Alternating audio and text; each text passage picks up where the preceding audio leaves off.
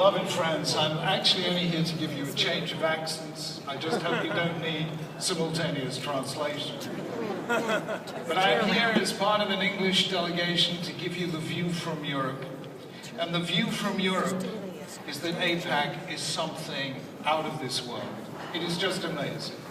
Friends, it reminds me, if I can just give you this story, lovely story about Yossi, an Israeli, who opened a falafel bar in Golders Green. You know, the Golders Green is the English Brooklyn. And Yossi's falafel bar was one day visited by the tax inspector, who was reading through his books, and he was saying, Mr. Yossi, this falafel of yours, this is a kind of Jewish takeaway, am I right? And Yossi, with a big smile, says, yes.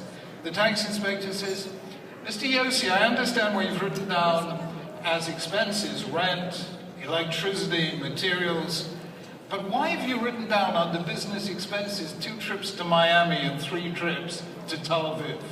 And Yossi, with a big smile, said, that's easy, we deliver.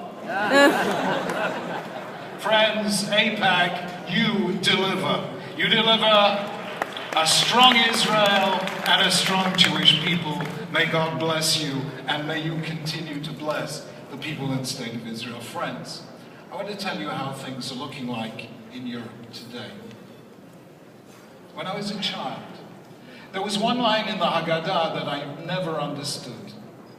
Lo echad bilvad, it was not one alone who stood against us, but in every generation they did so. And always as a child, I used to say, that belongs to my parents' generation, not to us. Not to us born after the Holocaust. I grew up in all my life. I never experienced a single incident of anti-Semitism until 11 years ago. 11 years ago, our youngest daughter, who was studying at a British university, came home in tears. She had been at an anti-globalization rally which quickly turned into a tirade, first against America, then against Israel, then against Jews.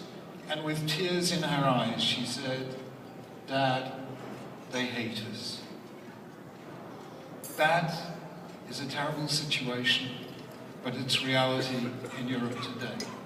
In the last 2 weeks, there have been stories about the rise of anti-Semitic incidents in France by 58% in a single year. In Belgium, 30%. In Denmark, doubled in the space of 3 years. In England, in France and Italy, English football supporters were attacked, not because they were Jews, but because they were supporting a football team, many of whose supporters happened to be Jews.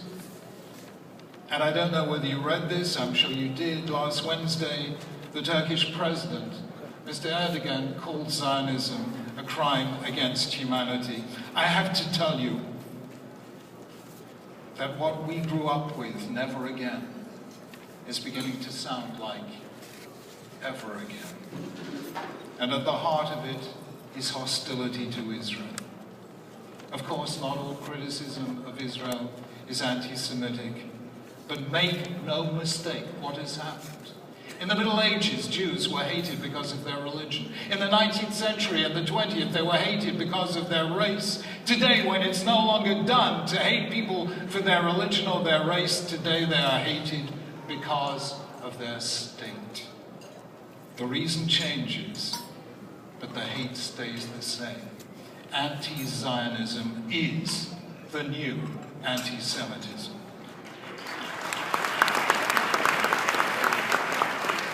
And friends, I've come here to tell you that I believe the example of AIPAC must now inform Jewish communities around Europe, because we have to stand up and fight, and we have to stand up and win. Friends, anti-Zionism is today rife throughout the world. All our students on campuses know about it. And what is our crime? What is Israel's crime? It's that we have chutzpah. Let me tell you the chutzpah we have. After all, there are 56 Islamic states. There are 125 nations whose majority is Christian.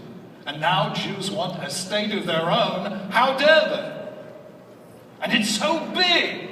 Friends, you know how big Israel is? There's a lovely park in a little corner of South Africa. I don't know if you've ever been there. It's a kind of wild game reserve where you can see lions and giraffes and elephants and hippopotamuses or hippopotami, depending on whether or not they've had a classical education.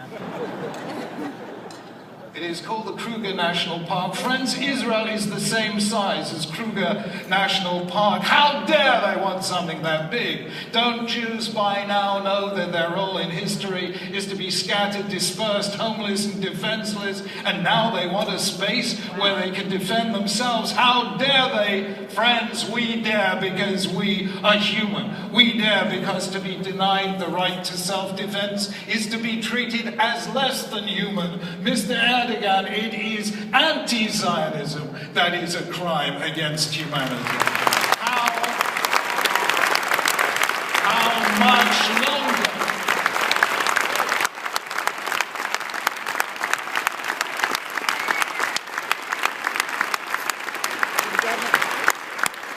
How much longer must the Jewish people have to fight for the right to be? Let me tell you, friends, what is Israel? Elaine and I have just come back, just 10 days ago. We were on a series of missions in Israel. And let us remind you what we saw, what you saw, what everyone sees, but the world does not see.